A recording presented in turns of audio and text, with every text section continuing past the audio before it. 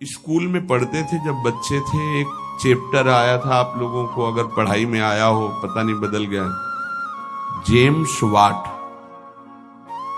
एक James Watt नाम का बालक जिसको निकम्मा समझा जाता था घर में, वो एक दिन बैठा था, देखा कि एक बटलोई चढ़ी थी और उसके ऊपर ढक्कन रखा था, नीचे से भाप ऐसे करके ढक्कन को उठा देती। उसने फिर वजन रखा, फिर भाप बनी और उठा दी, फिर वजन और बढ़ा के रखा, वजन बढ़ाता गया, भाप उसको उठाती गई।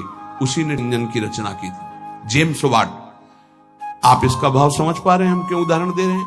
जब आपके अंदर अग्नि पैदा हो रही है, जलन पैदा हो रही, तो आपके जीवन को भगवान की तरफ ले जाने वाले पावर को उठा, जागृत कर रही। तुम विचलित होकर उसे विषय भोगों से पुनः शांत कर देते हो। उसे शांत नहीं करना, उसको और बढ़ाना है। आग को जितनी बढ़ जाएगी उतनी जोर से अध्यात्म की तरफ आप चलोगे। उल्टा मत चलो, उल्टा मत सोचो। ये आग समन का अवसर नहीं, आग बढ़ने का अवसर है। आग बढ़ने दो, वही तेजस्वी बनाकर तुम्हें अध्यात्म की ऊंचाई पर चढ़ा देगी। उस बात से अनुभव किया कि भाप में कितनी ताकत है। अगर ये भाप मिले तो बहुत बड़ा कार्य चल सकता। तो वही कोयला झोंककर भाप पैदा करके इंजन के द्वारा ट्रेन निकलवा दी, और उसको सब निकम्मा समझते थे। बस वो विचार, ये चिंतन का विषय। हमारे अंदर जो आग पैदा हो रही, कामाग्नि, क्रोधाग्नि, लोभाग्नि, उसे हम सह रहे हैं। उसको सह रहे तो एक पावर बन रहा है। वो पावर आपको सीधे भगवान की तरफ बढ़ाएगा। अगर आप उसको बुझाने में लग गए तो वो इधर आध्यात्मिक शक्ति क्षीण हो जाएगी और भोगा शक्ति बढ़ जाएगी। ये अनुभव की बातें हैं। आप इसको सहना सीखें, मिटाने में काम नहीं बनेगा। सह करके प्रभु की प्राप्ति हो जाएगी। सहना सीखो, सहना हमारा परम धर्म है। सहन कर गए तो महात्मा, टूट गए तो विषयात्मा। और फिर हमें पता नहीं ये अवसर जो मिला है कब मिले, इसलिए सावधान।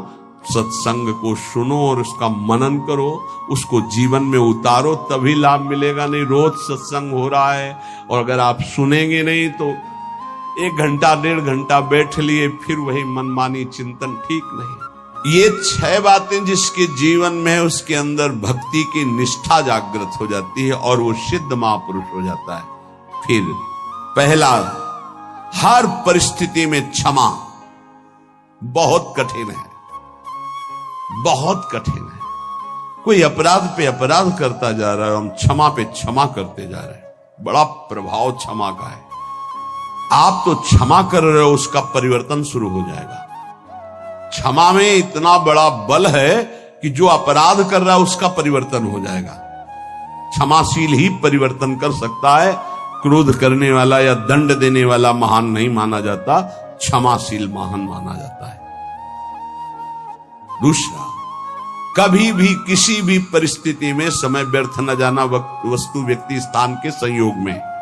तीसरा, कोई भी भोग सामग्री समीप फिरी पर नहीं भोगना प्रभु के। मेरे प्राप्ति के लिए मेरा भक्त सब सुखों का त्याग करता है, भगवान ने कहा। जो पवित्र भोग हैं उनको भी आवश्यकता के अनुसार ही, विधि भोग हैं जिनका निषेध नहीं किया गया, धर्म पूर्वक भोग सकते हैं, उनको भी आवश्यकता के अनुसार जितना कम से कम सेवन कर सके। चौथा, सम्मान को विश्वत नीच पुरुषों द्वारा किए हुए अपमान को अमृत मानकर निराभिमानी रहना। पांचवा, निरंतर अपने गुरु प्रदत्त उपासना में आसक्त और इष्ट देव पे आसक्त, जो गुरुदेव ने बताया। छठवां, सदगुरुदेव की पूर्ण शरणागति, पूर्ण आश्रय, एकदम कोरा कागज बनकर वो जैसा जैसा कह रहे हैं वैसे चलने से भक्ति निष्ठा जागृत हो जाती। भक्ति निष्ठा जागृत होने पर वो सबसे अधम और छोटा अपने को समझने लगता है। अपने को इतना तुच्छ मान लेता है कि उसके भजन, सेवा, सद्गुण जितने हैं उनका उसके अंदर अभिमान ही नहीं आता। इसी कारण वो सिद्ध हो जाता है। थोड़ी सी साधना अभिमान उत्पन्न कर देती। क्यों? क्योंकि गुरु कृपा नहीं है। इसलिए जहां निराभिमानी होकर प्रभु से अपना संबंध जो था है, जो रहेगा, उसका बोध हुआ उसी समय उसे भगवान की प्रेम लीलाओं का अनुभव होने लगता है। कभी रोना नहीं आता किसी को। मेरे साथ प्रभु कितनी कृपा कर रहे हैं, कभी रोना नहीं आता है। कैसा कपटी संसार है। गुरुदेव अपनी महिमा से उतर करके, नीचे उतर करके हमारे जैसे बनकर हमसे संभाषण करते हैं, हमें प्यार दुलार शासन करते हैं। कभी एकांत में किसी को गुरु के प्रति रोना आया? मोटे मोटे आंसू सामने गिरते देखते हैं अपनी वासना की पूर्ति के लिए, अपने मन की शांति के लिए, हमारे मन को सुख मिले बस। कभी ये रोते कि अहो कृपालु करुणामय, आपका कैसा स्वभाव है, हे स्वामिनी आपका कैसा स्वभाव है। कभी ऐसा। विश्वामित्र जी भगवान के प्रति शिष्य भाव किया तो भगवान शिष्य बन गए। अगर थोड़ा भी विलंब पुष्प लाने में हुआ तो भगवान डर रहे थे कि गुरुदेव की संध्या पूजा में विघ्न न हो जाए, गुरुदेव की जो सेवा में थोड़ा भी समय लगा तो डर गए भगवान। शिष्य भाव, जैसा भगवान के प्रति भाव करोगे वैसा ही भगवान आपके सामने आ जाएंगे। अनंत ब्रह्मांड भगवान ने ही अपने आप से ही रचा है। कितना विलक्षण भजन का प्रभाव होता है कि अनंत ब्रह्मांडों का स्वामी आप जो भाव करोगे वैसा आ जाएगा बन के। अगर आप भगवान को भोग रूप में चाहेंगे तो भोग रूप में भी आ जाएंगे। ऐसा ही बड़े कृपालु हैं। जिस रूप में आप चाहेंगे भगवान आ जाएंगे। आप आज भी जो कामना करते हैं ना, मेरे भगवान ही आपकी पत्नी बने हुए, पुत्र बने हुए, आपका परिवार बने हुए, आप पहचान नहीं पा रहे हैं। जो हम कामना करते हैं ना कि आज ये, तो भगवान वही बनकर आ जाते हैं, वही पदार्थ बनकर आ जाते हैं, वही व्यक्ति बनकर आ जाते हैं, वही वस्तु बनकर आ जाते हैं। यद्यपि भगवान ही है, दूसरा कोई नहीं है। वही अपने आप को प्रकट किए हैं। उपनिषद में आता है एकाकी न रमते। खेलने की इच्छा हुई तो दूसरा कोई हो तो खेले, तो अपने आप को इतने रूपों में खेल में फैला दिया। एकाकी न रमते। भगवान ने अपने एकोहम बहुश्यामा, मैं ही बहुत रूपों में हो जाऊं, और वो अपने आप से अपने आप में खेल रहे हैं। 3 खेल हो रहे हैं यहां प्रगट में। एक हो रहा है सृष्टि का सृजन, बराबर चल रहा है, सृजन भी बराबर चल रहा है, पालन भी बराबर चल रहा है, संहार भी बराबर चल रहा है। सृजन होता जाता है, पालन होता जाता है, संहार होता जाता है, सृजन होता जाता है, पालन होता, संहार, ये बराबर लीला चल रही है। किसका सृजन? अपने आप से अपने आप का सृजन। किसका पालन? अपने आप से अपने आप का पालन। और किसका संहार? अपने आप से अपने आप के ऊपर संहार लीला, किसी और की नहीं। वही है, आप भी वही हैं, पर नहीं समझ पा रहे। भगवान ने कहा यथा तथा, अर्थात मुझे जैसे बसता मैं वैसे, ये यथा माम प्रपद्यन्ते तास तथैव, यथा तथा। भाव और लगन, जिस तरह की आपकी लगन है और जिस तरह का भाव है वैसे ही भगवान अनुभव में आते हैं। जब आप घोर विषय चिंतन करते हैं तो भगवान विषय रूप में आ जाते हैं। गाढ़ चिंतन विषय का तो विषय रूप में आ जाते हैं। सलाह दे देंगे आपको, देखो ये विषय जो मैं ही हूं, इसको प्राप्त करना है तो ऐसे चलो, ऐसे प्राप्त करो। वो भले आप निषिद्ध चिंतन कर रहे हैं, जब ज्यादा हठ करेंगे तो आपको वही सलाह देने लगेगा हित। आप ऐसा करो, ऐसे से ऐसा कर लो, ऐसे से ऐसा कर लो। और जब पिटाई होगी तब आपको फिर उपदेश करेगा, कहा था नहीं, नहीं माने तो सलाह दी थी, अब मान लो। हित का बड़ा ही कोमल स्वरूप है।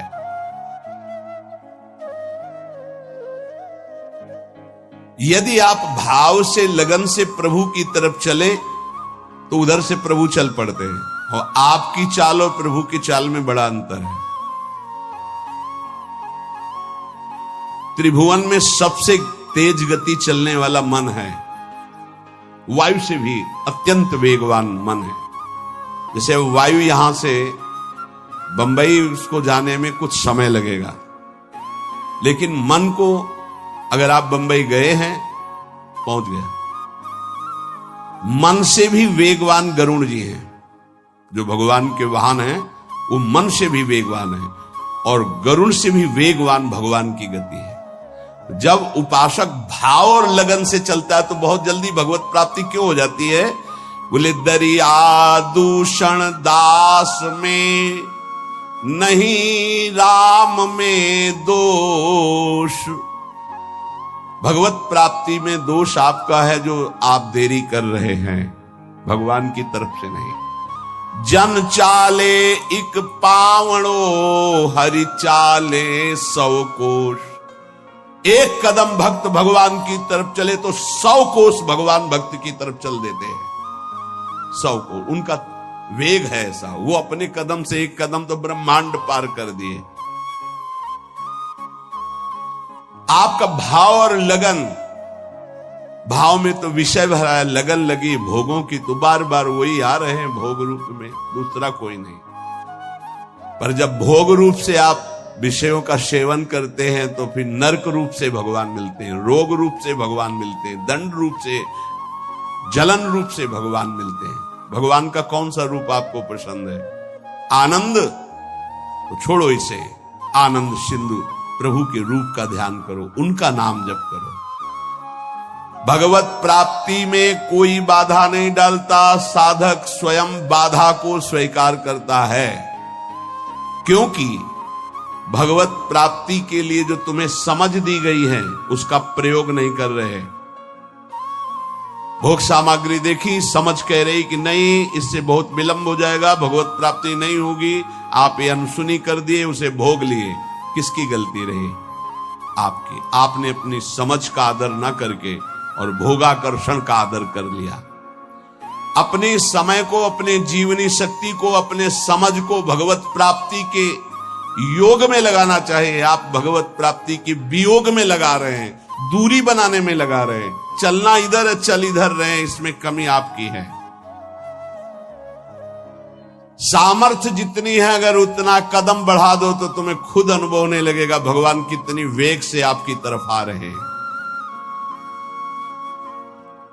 पूरा समय, पूरी सामग्री, पूरी सामर्थ्य भगवत प्राप्ति के लिए मिली है आपको। पूरा समय, पूरी सामग्री, पूरी सामर्थ्य भोग प्राप्ति में लगा रहे हैं आप। देख लीजिए, कारण समझ सामग्री समय का दुरुपयोग कर रहे हैं क्योंकि तुम्हारे अंदर लगन नहीं, अगन नहीं भगवत प्राप्ति की। भक्ति किसी साधन विशेष से नहीं प्राप्त होती, कर्मों से नहीं प्राप्त होती, भगवान की पूर्ण शरणागति से होती है। कई बार इनकी चर्चा हुई, पूर्णता कैसे होती है? हे हृदय से प्रभु की शरण। यदि परमार्थ में उतरे हो तो चैन नहीं है। यहां दरस बिन दुखन लागे नैन, जब से तुम बिछुरे प्यारे कबो न पायो चैन। बेचैनी बढ़नी चाहिए। जब बेचैनी बढ़ती साधक में कृपा से तो वो समझता है परेशानी बढ़ रही और उसको मिटाने के लिए भोगों में उतर जाता, खत्म। अरे वही बेचैनी तो विरह बनती है, तुम समझते कहां हो? जब आपके अंदर जलन होती, बेचैनी होती, घबराहट होती है तो वही जाकर विरह बनती है। हा प्राणनाथ, अब जिया नहीं जा रहा आपके बिना, वही भगवत साक्षात्कार कराती है। आप समझ नहीं पा रहे, आपको लग रहा है मेरे साधन में कमी हो गई जो बेचैनी बढ़ रही। यही साधन की परिपक्व अवस्था है जो बेचैनी बढ़ रही। प्यारे समझिए, आपका हृदय तो जलता है, आप में जो अशांति सी महसूस हो रही है, अभाव सा महसूस हो रहा है, ये कृपा हुई है आपके अंदर। यही अभाव आपके अंदर ऐसा भाव पैदा करेगा कि आप चिल्ला चिल्ला कर रोने लगेंगे, प्रियाजू अब रहा नहीं जा रहा, सहा नहीं जा रहा, अब आ जाइए। बन गई बात। जहां आपके अंदर ऐसा भाव आया, बेचैनी बढ़ी, तो आप उसको चैन प्राप्त करने के लिए भोगों का चयन कर लेते हैं। बस गई वो। बोले अब थोड़ा। कल किसी ने कहा था कि आपके कथनानुसार मैं जब चलता हूं तो भारी घबराहट पैदा हो जाती है, और जब हम आपकी हर बात छोड़ देते हैं तो एक तसल्ली से मिलती है और शांति मिल जाती है। क्या शांति मिल जाती? मन। अब विषय भोगने को मिलेगा, अब स्वतंत्रता मिल गई। अब और जहां अनुशासन में वो जलता है कि मेरी हर वासना की आपूर्ति हो जाएगी, आप समझ नहीं पा रहे। वो जो आपके अंदर बेचैनी, वो भगवत प्राप्ति के लिए योग्यता पैदा कर रही है आपके अंदर, पर आपको वो नहीं चाहिए, इसलिए विषय सेवन में शांति लगती। त्यागात शांति, तो वो कह रहा विषय भोगों में शांति मिल जाती है। यही बुद्धि की बात है, बहुत खराब बुद्धि हो चुकी है। दास्य, सख्य, वात्सल्य, माधुर्य, ये जितने भाव हैं पहले इनके शरणागति पुष्ट होनी चाहिए। भगवान सब कुछ आपको दे देंगे, पर पहले शरणागति पुष्ट होनी चाहिए। अगर आपने अपने आप को श्री भगवान को दे दिया तो श्री भगवान अपने आप को आपको दे देंगे। सौदा बहुत सस्ता है। हमने अपने आप को तो भोगों में दे रखा है। अगर हम अपने आप को श्री भगवान को दे दे, श्री भगवान हमें अपने आप को दे दे, कितना सौदा सस्ता है। अगर शरणागति पक्की हो गई तो भगवान त्रुटियों की तरफ नहीं देखते। राहत न प्रभु चित चूक किए की, करत सुरत 100 बार ही की। प्रभु उसके हृदय की बात देखते कि मेरा शरणागत हो गया, सैकड़ों त्रुटि हो जाए तो भी ध्यान नहीं देते। कितनी कृपा है। जैसे पीछे आपने सुना था कि भगवान कह रहे हैं मेरे जन्म कर्म को दिव्य मानने वाला पुनर्जन्म को प्राप्त नहीं होता। ऐसे ही मैं प्रभु का हूं, प्रभु मेरे, उसका पुनर्जन्म नहीं होगा। शरणागति का शुद्ध स्वरूप। हमारे माई श्यामाजू को राज, मेरी श्यामाजू मैं श्यामाजू का, ये सूत्र समझ लो। प्रभु को अपना मानने वाला, अगर उससे त्रुटियां भी होती तो प्रभु नहीं गिनते। जन अवगुण प्रभु मान न का, उसको भगवत प्राप्ति हो जाएगी। मैं प्रभु का, प्रभु मेरे। बस किसी भी दबाव में आकर बीच में तीसरा नहीं हो जाना चाहिए। मैं प्रभु का, प्रभु मेरे। फिर मैं प्रभु का ये भी विस्मरण हो गया, केवल प्रभु मेरे। चाहे समझ में आए या ना आवे, इतना समझ लो, संसार का कोई भी संबंध, कोई भी शरीर, कोई भी वस्तु स्थायी नहीं है, कोई भी पद। लेकिन ये बात सदा तुम्हारे अंदर स्थायी बनी रहेगी, मैं प्रभु का, प्रभु मेरे। अगर आ गई है, शरीर छूटा किसी भयानक अपराध से, अगर फिर जन्म हुआ